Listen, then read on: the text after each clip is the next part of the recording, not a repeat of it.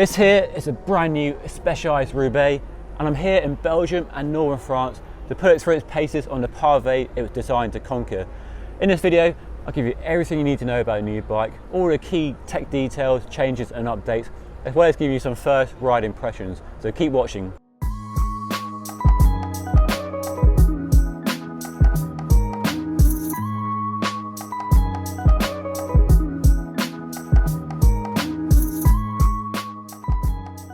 Before we get into the nitty gritty of the brand new Specialized Roubaix, it's worth remembering how important the launch of the original Roubaix was, and for that you have to go way back to 2004, a time when your choice was either a race bike or a touring bike. Specialized recognised there was an opportunity to provide a performance focused bike, yet with a more laid back geometry, with a taller head tube and a shorter top tube, and a comfort focused frame set. And it's fair to say it's been a huge success, not just for Specialized, but every bike brand that has since emulated this concept. Whilst it has maintained the same DNA as the original, the design has evolved a lot over the years, and in 2016 we saw the biggest redesign yet, with the introduction of the new Future Shock and a disc brake focused frame design. Perhaps the biggest change to the new Specialized Roubaix is the brand new Future Shock 2.0. So it's based on the previous Future Shock, which is a spring inside a cartridge nestled underneath the stem and handlebar, and it's designed to isolate the rider from bumps and pavé, providing a smoother ride and more control when you're riding over rough terrain. But there are two key changes. You can now adjust it on the fly with a dial on the top, so you can have it open when you're riding over pavé, or have it locked out when you're riding over roads, so you can adjust it to suit your terrain and riding requirements. There's also a rebound and compression damper in there to provide a smoother, more refined ride and a bit more control when you're riding over rough ground. As for the previous Future Shock, it provides 20mm of suspension. It's a totally sealed unit with a long service interval, so it should be totally reliable and weather sealed. Also new is a brand new pavé seat post, which replaces the old CGR design. It provides the same amount of deflection at the seat post, with the seat clamp lowered 65mm below the top tube to allow the seat post to bend back and forth over impacts. But there's now an internal seat clamp replacing the old external seat clamp, so it's a much cleaner affair, much cleaner design, with a rubber boot over the bolt, and you can lift it up and adjust the seat height really easily. This new seat post is also 80 grams lighter than the old CGR seat post, and it's also aerodynamic, using the same profile as the tarmac seat post, so you get a bit more aero benefit from the bike. Talking of aerodynamics, the Roubaix is now an aero endurance bike. Previously, endurance bikes were focused primarily on comfort, but based on feedback from the team asking for a faster bike for races like Paris-Roubaix, Specialized set themselves a challenge of making an aerodynamic Roubaix, and the results are impressive. Specialized claim that this new bike is a whopping 24 seconds quicker over 40 kilometers compared to the old Roubaix. And even more impressive than that, they claim it's faster than the tarmac SL6, which in my opinion is one of the best all-round race bikes you can buy. So to have a bike which is faster than the tarmac, but with the extra comfort from the Future Shock and the seat post, is very impressive indeed. They have achieved the improved aerodynamics with a new head tube, a new fork blades, down tube, seat tube and seat post. And the seat post, as I mentioned, is the same shape as the tarmac seat post.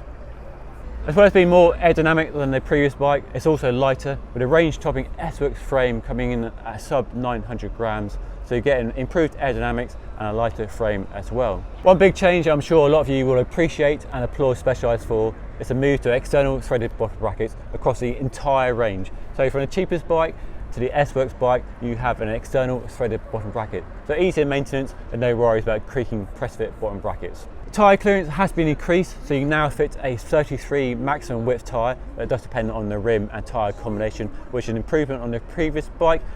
One omission though is the fact there are no mudguard or fender mounts if you're American, so you can't fit mudguard to the bike. There's no hidden eyelets or anything, which does seem a missed opportunity for increasing the versatility of the bike, especially in Northern Europe and UK where it does rain a lot in the winter and mudguards are a very sensible option. That clearly points to the race focused design of the bike. As for the previous bike, it's disc brakes only. There's no rim brake option. So you've got through axles, front and rear with flat mount calipers, and all the cables and hoses are internally routed. It's all nicely cleanly packaged. It's a really smart, clean looking frame.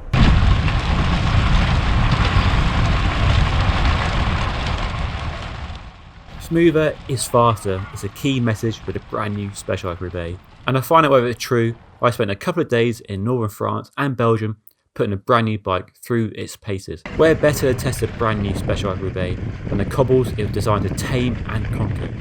I got to ride key sectors from the Tour of Flanders and Paris-Roubaix routes, including the iconic and fearsome Arenberg Trench. What's clear with the brand new Specialized Roubaix is that it delivers everything that I liked about the original Roubaix, but just improves refinement and control to another level. The new FutureShock 2.0 provides a more refined feel with smoother control when you're riding over rough roads and pavés, with a hydraulic compression and damping providing better control over repeated hits. And the new on-the-fly adjustment dial is really easy to use, whether in the dry or in the rain. You can open up when you hit a rough road or cobble sector, and then when you hit the smooth road you can firm it up so it's not bobbing when you're sprinting out of the saddle or climbing. While the FutureShock 2.0 does a great job of isolating your upper body from the impacts coming through the front wheel, the new pavé seat post does a similar good job at the back. More aero and lighter than the old design, provides a good amount of compliance, allowing the saddle to move back and forth. So together with the FutureShock 2.0, the bike feels really balanced front and rear. The new FutureShock 2.0 and pavé seat posts not only provide greater comfort than any other endurance bike in this class, but also increase control and traction on slippery cobbles. I got to experience this firsthand by riding the fearsome, iconic Arenberg Trench in the rain. It's not something that I recommend, but it was a great test for the bike. The new Roubaix not only gave me more comfort when tackling this wet, rough, savage pavé road, but also gave me more control. I felt more confident tackling this road than any other bike I've ridden down this iconic road in the past. It allowed me to stay on the power, keep turning the big gear, and because I wasn't being bucked around so much, I felt more comfortable and able to stay on the power and focus on my line and get to the end of this section. And when I finally reached the end of this savage, brutal cobble road, I felt less beaten up than I have done on previous bikes, less like I've been through 8 rounds of Mike Tyson, and I was able to turn the dial on the FutureShock 2.0, get out of the saddle and get back up to speed on the smooth tarmac that followed this sector. So it's clear that smoother definitely provides more comfort, more control and more confidence when tackling rough roads and pavé. But is it faster? Well, that's a tricky one to say after 2 or 3 days of riding. But if my Strava is anything to go by, I set a load of PRs along the Tour of Flanders route and the Paris-Roubaix route, so in my experience it is definitely faster than any bike I've ridden along these same roads. But how does all that performance translate to roads that we can all recognise on a daily basis? That is a real question. I think it's worth mentioning, the tubeless tyres work a treat with no punctures at all. The Shimano Dura Di2 group set didn't miss a shift. The Roval CLX 50 wheels are fast and pretty reliable. The saddle is a comfy shape and I like the handlebar, and in my opinion it's a great looking bike in this colour scheme. So just to recap, you've got a brand new FutureShock 2.0 at the front with on-the-fly adjustment. You've got internal compression and rebound damping for a smoother, more refined feel. You've got a brand new pavé seat post which is lighter and more aero than previous design while maintaining the same level of compliance. And there's a new internal seat clamp for a much cleaner, better looking frame. You've got aerodynamics, faster than the old Roubaix, faster than the Tarmac SL6. You've also got more tyre clearance, 33mm wide tyres will fit. No mudguard mounts unfortunately, but you do get threaded bottom brackets across the entire range from the cheapest to the most expensive bikes.